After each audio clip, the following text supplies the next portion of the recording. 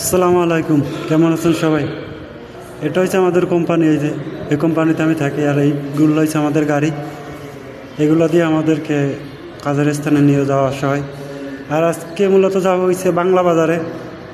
তা চলেন আজকে বাংলা বাজারে যাব। বাংলা বাজার বলতে ওখানে 5-6টা দোকান আছে বাংলা, ওই দোকানে যাব।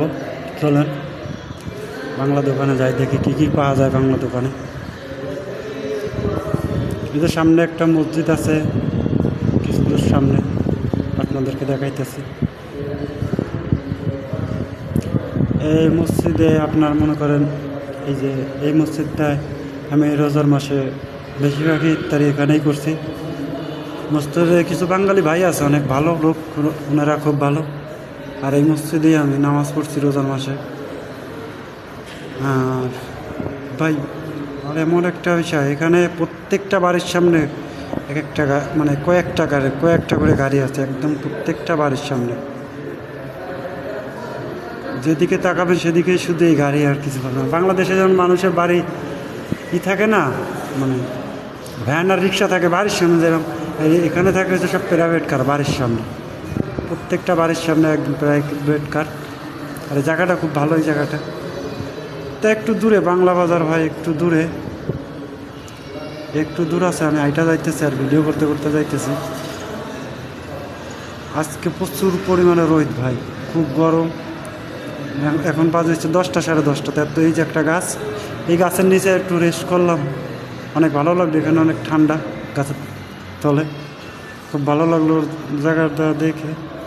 তো এখানে বসে একটু জিরায় নিলাম। আবার একটা ইচ্ছে এই যে এখান থেকে পানি নেবো, এই মসজিদের এই কল থেকে।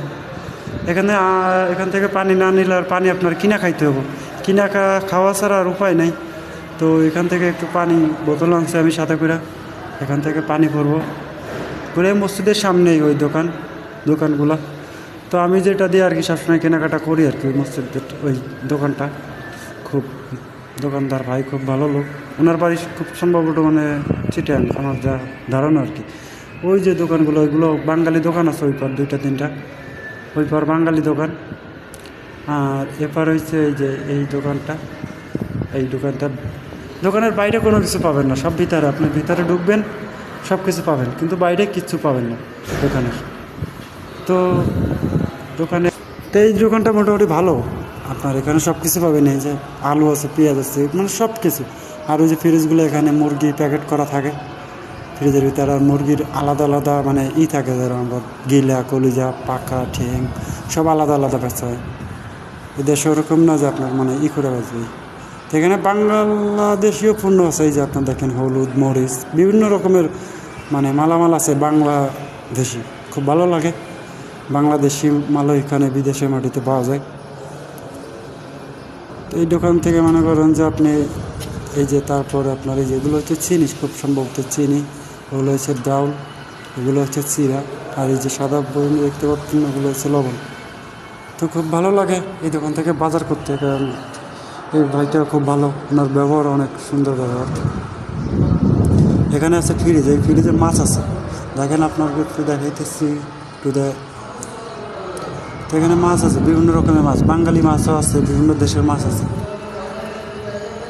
তো এখানে মোটামুটি ভালো লাগলো ভাই, অনেক গরম লাগছে, তাই ভাবলাম যে একটা ঠান্ডা খাই। তো ফ্রিজ খুললে এই যে এগুলো আমার সবসময় খাই, আমার ভালো লাগে, জন্য এইগুলো একটা নিচ্ছি, অনেক ভালো লাগে এগুলো। আর অনেক বাইরে প্রচুর পরিমাণে গরম। তো ভিডিওটা কেমন লাগছে অবশ্যই জানাবেন ভাই, আর চ্যানেলটা সাবস্ক্রাইব করে দিবেন। আরও সুন্দর সুন্দর ভিডিও যেন আপনাদের মাঝে দিতে পারি। সবাই দোয়া করবেন, ইনশাল্লাহ ভালো থাকবেন, সুস্থ থাকবেন। আল্লাহ হাফেজ।